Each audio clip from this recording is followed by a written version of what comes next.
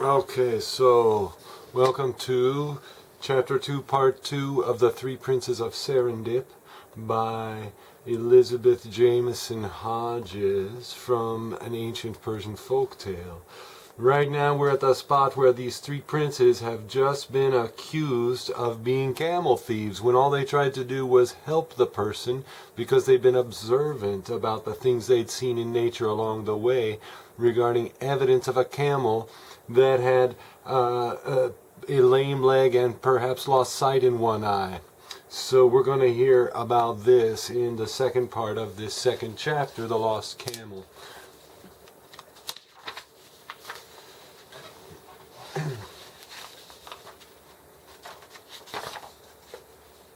Without being allowed even one more word, the three princes were arrested and taken off to a military garrison. Here, bound with chains, they were thrust into a damp and somber prison. When the story of the stolen camel reached the emperor, he was far from pleased. He had always taken special care for the safety of the imperial highways. Learning that the three strangers were young and carried themselves with courtesy, he decided to hear this case himself. So the brothers were taken out of prison and brought suddenly into an open court in a main square of the city.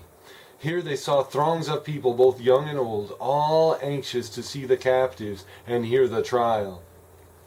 The emperor himself arrived riding upon a lively horse and accompanied by a great train of officials. His dark hair was nearly covered by a cap which glistened with sapphires, and his young face was stern but handsome. Below his neatly waved mustache, the tip of his short and curly beard was ornamented with a single ruby, superb in brilliance. He wore a coat of bright blue, and his white silken trousers were draped in a multitude of folds. Also in the open square, the three brothers saw their accuser, the leader of camels. This man, when permitted to speak, bowed and said excitedly to the emperor, "O noble and imperial majesty, before you is a wicked man. He described my lost camel exactly, his eye, his mouth, and his leg. Clearly, he and those with him must have stolen my valuable beast. I beg you for justice." Thereupon Vahram turned to the oldest prince and said, "Did you speak to this man as he has said?" Balakrama bowed and replied, "Your imperial majesty, I did." Before he could say more, the emperor declared that the three brothers must indeed be guilty. "It is plain that you merit a punishment of the severest kind," he said to them sternly, "but I shall act with clemency to spare your lives if you will immediately return to this poor man the camel you have stolen." Although threatened with death, the three princes showed no sign of fear. Instead, Balakrama bowed very low before the emperor and said, "O ruler of mighty kings, we are three young men who traveled to behold the wonders and customs of the world. Hither we came, eager to observe all the marvels of your great dominions. None of us has seen this leader's camel, and only because of careful reasoning did we suppose the creature to be as I described. Pray, let the leader search again, and if our words are found untrue, then punish us in any way your wisdom may devise." "Enough," the emperor said. "It is not to be believed that you are magicians, yet your description was in all points exact. Therefore I say that you must have stolen the camel, and you must die unless it is returned." The guards seized the unfortunate princes, still bound with chains, and thrust them along the streets to return by foot to prison. Swaggering ahead of them, the camel leader called out his news to all he saw. Soon there was a large crowd following and jeering at the three young men.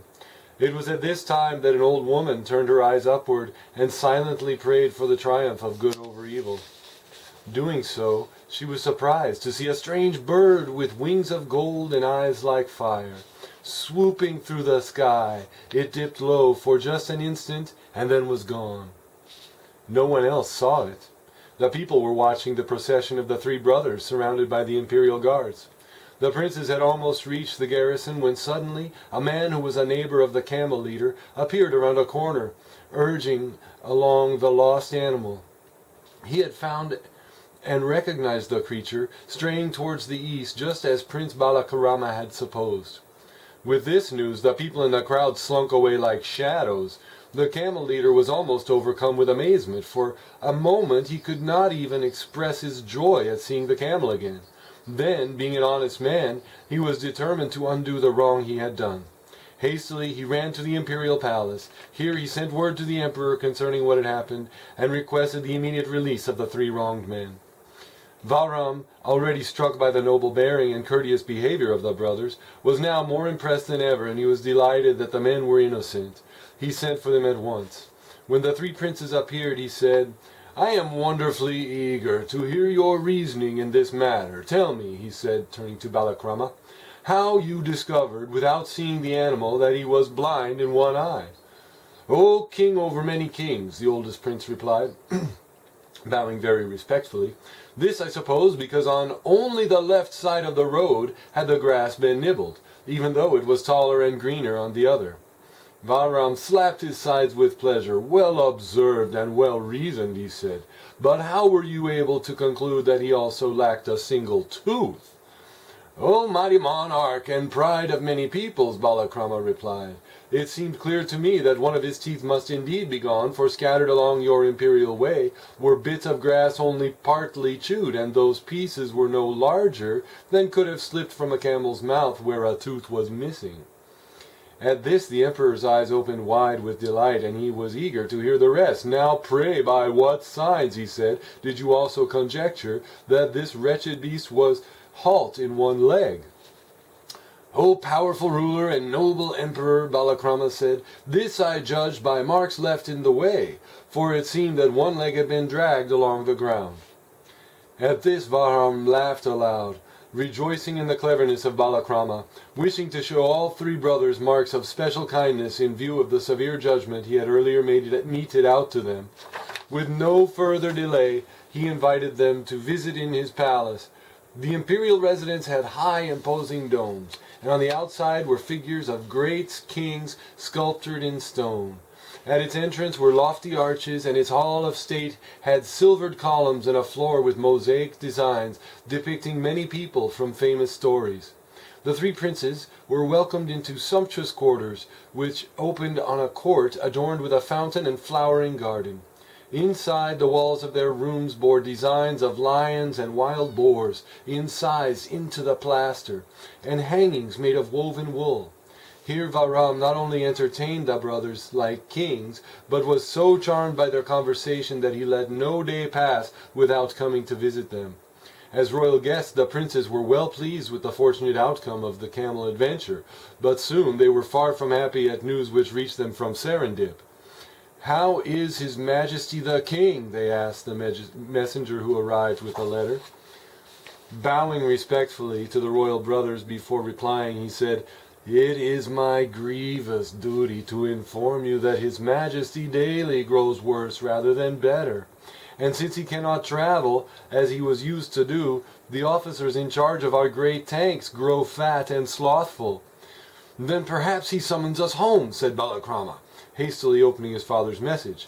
"2 lines alone from an ancient formula are useless," the letter from Vijayo said.